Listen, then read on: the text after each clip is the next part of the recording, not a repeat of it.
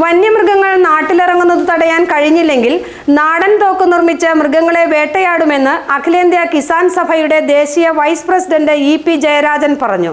കോൺഗ്രസ് സർക്കാർ കൊണ്ടുവന്ന നിയമം ബി.ജെ.പി. സർക്കാർ ശക്തിപ്പെടുത്തിയതിനാലാണ് വന്യജീവികളെ പ്രതിരോധിക്കാൻ കഴിയാത്ത സാഹചര്യം സൃഷ്ടിച്ചത്. വന്യജീവികളുടെ ആക്രമണത്തിൽ മരിച്ചവരുടെ കുടുംബത്തിന് കേന്ദ്ര സർക്കാർ ₹1 പോലും നൽകിയിട്ടില്ല. കോതമംഗലത്ത് കർഷക മുന്നേറ്റ ജാഥയുടെ സ്വീകരണ സമ്മേളനത്തിൽ പ്രസംഗിക്കുകയായിരുന്നു ഇ.പി. ജയരാജൻ. വന്യമൃഗശല്യം തടയാൻ കേന്ദ്ര സർക്കാർ ആവശ്യമായ നടപടി സ്വീകരിക്കണം. അല്ലാത്തപക്ഷം തങ്ങൾ രംഗത്തിറങ്ങും. നാടൻ തോക്ക് നിർമ്മിച്ച് കാട്ടുമൃഗങ്ങളെ വേട്ടയാടും. കേസ് വന്നാൽ പ്രശ്നമില്ല.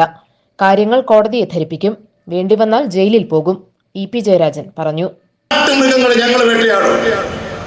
കേസ് വരുന്നെങ്കിൽ വരട്ടെ, അത് കോടതി കാണാം. കോടതിയോട് ഞങ്ങൾ പറയും, മനുഷ്യന് ജീവിക്കാൻ കഴിയുന്നില്ല, മൃഗങ്ങളാണോ ഇവിടെ പ്രധാനം? മനുഷ്യനേക്കാളും പ്രാമുഖ്യം മൃഗങ്ങൾക്കാണോ? ഏതെങ്കിലും തരതിരിഞ്ഞു പോയിരിക്കുന്ന ബി.ജെ.പി. കോൺഗ്രസിന്റെ നേതാക്കൾക്ക് വേണ്ടി കേരളം സഹിക്കണോ? ഈ കാര്യങ്ങൾ ഞങ്ങൾ കോടതിയോട് ചോദിക്കും. ഞങ്ങൾ കുറ്റം ഏറ്റുപറയും. ഞങ്ങൾ വെടിവെച്ചിട്ടുണ്ട്, കാട്ടുമൃഗത്തെ കൊന്നിട്ടുണ്ട്. ഞങ്ങൾ കോടതിയെ സമ്മതിക്കും. ശിക്ഷിച്ചാൽ ജയിലിൽ പോകും.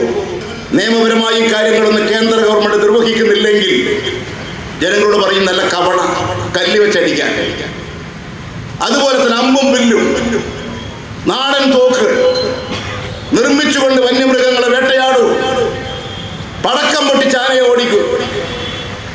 ജനങ്ങളെ രക്ഷിക്കാനുള്ള ദൗത്യം ഞങ്ങൾ ഏറ്റെടുക്കും. കൃഷിക്കാരെ രക്ഷിക്കാനുള്ള ദൗത്യം ഞങ്ങൾ ഏറ്റെടുക്കും. വനവും വന്യജീവി വകുപ്പും കേന്ദ്ര സർക്കാരിന്റെ അധികാരപരിധിയിലാണ്. സംസ്ഥാന സർക്കാരിന് ഒന്നും ചെയ്യാൻ കഴിയില്ല. വന്യജീവികളുടെ ആക്രമണത്തിൽ മരിച്ചവരുടെ കുടുംബത്തിന് കേന്ദ്ര സർക്കാർ ₹1 പോലും നൽകിയിട്ടില്ല. ഈ വനമെന്ന് പറയുന്നത് കേന്ദ്ര ഗവൺമെന്റിന്റെ അധികാരപരിധിയിലാണ്. അവിടെ കയറി ഒരു മരം വെട്ടാനുള്ള അധികാരം നമ്മുടെ കേരള ഗവൺമെന്റിനില്ല. എല്ലാം കേന്ദ്ര ഗവൺമെന്റിന്റെ അനുമതിക്കാണ്. അതുകൊണ്ട് വനം കേന്ദ്ര ഗവൺമെന്റിന്റെ അധികാരപരിധിയിലാണ്. കേരളത്തിന്റെ വനവകുപ്പിന് എന്തേ ഉള്ളൂ അധികാരം? അവിടെയുള്ള വനമെല്ലാം സംരക്ഷിക്കുക, അതിൻ്റെ അധികാരമേ ഉള്ളൂ. വനം വകുപ്പ് കേന്ദ്ര ഗവൺമെന്റിന്റെ നിയന്ത്രണത്തിലാണ്. അതുകൊണ്ട് കേരള ഗവൺമെന്റാണ് ഇത്രയും സഹായം ചെയ്യുന്നത്. ഇന്ന് വരെ ഒരു മുക്കാ പൈസ ബി.ജെ.പി. ഗവൺമെന്റ് കൊടുത്തിട്ടുണ്ടോ? 600 ആളുകൾ മരിച്ച ഈ കേരളത്തിൽ ഒരാൾക്കെങ്കിലും ഒരു 10 പൈസ കൊടുത്തിട്ടുണ്ടോ? അതാ കേന്ദ്ര ഗവൺമെന്റ്. അതുകൊണ്ട് നിയമത്തിൽ കാലോചിതമായ മാറ്റം വരണം. കോൺഗ്രസ് സർക്കാർ കൊണ്ടുവന്ന നിയമം ബി.ജെ.പി. സർക്കാർ ശക്തിപ്പെടുത്തി. ഇതുമൂലമാണ് വന്യജീവികളെ പ്രതിരോധിക്കാൻ കഴിയാത്ത സാഹചര്യം സൃഷ്ടിച്ചിരിക്കുന്നത്. യു.ഡി.എഫ്. എംപിമാർ വന്യമൃഗശല്യത്തിനെതിരെ ശബ്ദമുയർത്തുന്നില്ലെന്നും ഇ.പി. ജയരാജൻ കുറ്റപ്പെടുത്തി. നമ്മുടെ കേരളത്തിൽ നിന്ന് 20 എംപിമാരില്ല ഇവിടെ പാർലമെന്റിൽ. ഒരാളല്ലേ ഇടതുപക്ഷമുള്ളൂ. ആ രാധാകൃഷ്ണൻ പാർലമെന്റിനകത്ത് തലയിട്ടടിക്കുന്നുണ്ട് കൃഷിക്കാർക്ക് വേണ്ടി. 19 ആളവിടെ ഇരിക്കുന്നില്ലേ? 18 യു.ഡി.എഫിൻ്റേത്.